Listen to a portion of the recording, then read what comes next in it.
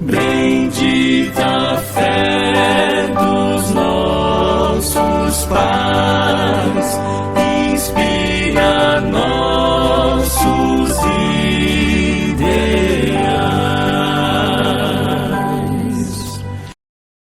Senhora White, precisamos tirar algumas dúvidas com a senhora sobre quem é o Espírito Santo. Existe muita confusão sobre esse assunto, e desde já, agradeço pelas respostas. O que Deus deseja que conheçamos a seu respeito, está revelado em sua palavra. Senhora White, quantos companheiros o Pai tinha na criação? O soberano do universo não estava só, em sua obra de beneficência. Tinha um companheiro, um cooperador que poderia apreciar seus propósitos e participar de sua alegria ao dar felicidade aos seres criados. Senhora White, quem era esse único companheiro do Pai? Cristo, o Verbo, o unigênito de Deus, o único ser que poderia penetrar em todos os conselhos e propósitos de Deus. Senhora White, então não eram três que estavam presentes na criação? O Pai e o Filho, eles eram dois. Mas muito perto de serem idênticos, dois em individualidade, mas um em espírito, coração e caráter. Pai e Filho empenharam-se na grandiosa, poderosa obra que tinham planejado, a criação do mundo. Depois que a Terra foi criada, com sua vida animal, o Pai e o Filho levaram a cabo seu propósito, planejado antes da queda de Satanás, de fazer o homem à sua própria imagem. Eles tinham operado juntos na criação da Terra e de cada ser vivente sobre ela. Se não eram três pessoas, para quem o Pai disse, façamos, na criação? Deus disse a seu Filho, façamos o homem à nossa imagem. Ah, entendi. Então, Deus só tinha um companheiro, um cooperador, e não dois. Jesus era o único ser que poderia penetrar em todos os conselhos e propósitos de Deus. Foi o Pai e o Filho que planejaram a criação do mundo. Quando Deus disse, façamos o homem à nossa imagem, ele estava falando unicamente para seu Filho. Senhora White, a quem Adão e Eva adoraram, após serem criados. O Santo Par unia-se aos pássaros e elevava sua voz num harmonioso cântico de amor, louvor e adoração ao Pai e a seu amado Filho, pelos sinais de amor ao seu redor. Senhora Ellen. Mas, não é ao Pai, ao Filho e ao Espírito Santo, que devemos adorar. É a Deus, o único Deus verdadeiro e vivo, a quem são devidos nosso culto e reverência. Unicamente o Pai e o Filho devem ser exaltados. Então, o que é o Espírito Santo, que pairava sobre as águas na criação? É a onipresença de Deus. A grandeza de Deus é-nos incompreensível. O trono do Senhor está nos céus, Salmos 11:4, não obstante, pelo seu Espírito Santo, está ele presente em toda parte. É o fôlego de Deus. É o caráter de Deus. Ah, entendi. Então o Espírito Santo de Deus é o próprio Deus? Precisamos reconhecer que o Espírito Santo é tanto uma pessoa como o próprio Deus. Então o Espírito Santo é uma pessoa e tem personalidade, pois é o próprio Deus. É isso? O Espírito Santo é uma pessoa, pois dá testemunho com o nosso espírito de que somos filhos de Deus. O Espírito Santo tem personalidade, do contrário não poderia testificar ao nosso espírito e com nosso espírito que somos filhos de Deus.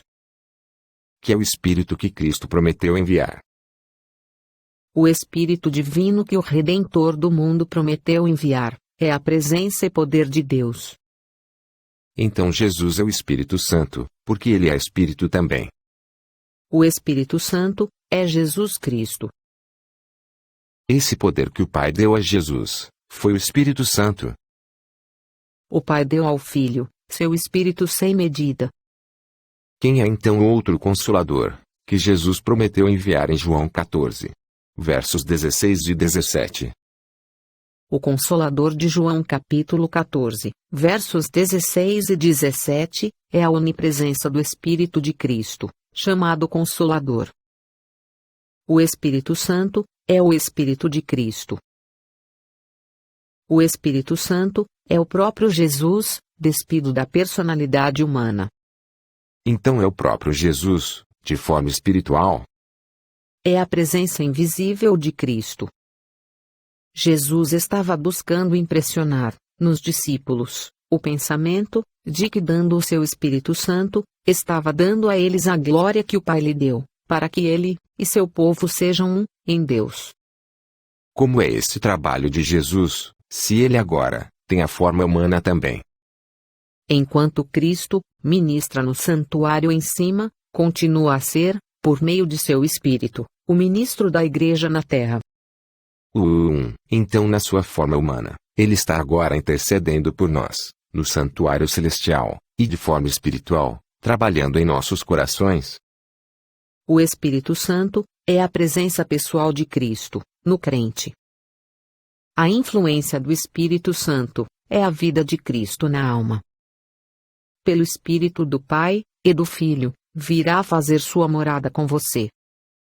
Senhora White, então aquele Espírito que intercede por nós em Romanos 8:26, é o próprio Cristo, pois a Bíblia diz em 2 Timóteo 2:5, que só existe um intercessor, que é Cristo. É isso mesmo? Não há, senão um, mediador, entre Deus e o homem. Cristo, unicamente, é o caminho, a verdade e a vida. Ele, Cristo, o portador dos pecados do mundo, é o nosso único mediador, de reconciliação com um Deus Santo. Então o Consolador de João 14, é o próprio Jesus. O Salvador, é o nosso Consolador. Isto eu tenho provado que ele é. Não há Consolador como Cristo, tão terno, e tão verdadeiro. Jesus nosso Consolador, que revelação maravilhosa! Essa é uma expressão raramente usada hoje, pois os pastores ensinam que o Consolador é outra pessoa. É perigoso acreditar diferente disso, porque Jesus é o único que foi tentado e provado como nós fomos, e venceu. Que consolação você recebe de alguém que não se tornou carne, não foi tentado como nós em todos os pontos como nós somos, que não está apto para socorrer, quando somos tentados? Ellen White, preciso te fazer mais uma pergunta, sobre essa questão. Por que a igreja está fraca hoje? Porque nós estamos definhando, e as coisas não estão como deveria estar. A razão por que as igrejas estão débeis, fracas e prontas para a morte, é que o inimigo trouxe influências de uma natureza desencorajadora para repousar sobre as almas temerosas. Ele procurou tapar Jesus da visão deles, como Consolador, como o único que reprova, que adverte, que os admoesta, dizendo: este é o caminho, andai por ele. Que coisa! Estou estarrecido. Colocaram outro Consolador no lugar de Cristo. O que foi a pomba que pousou sobre Jesus em seu batismo?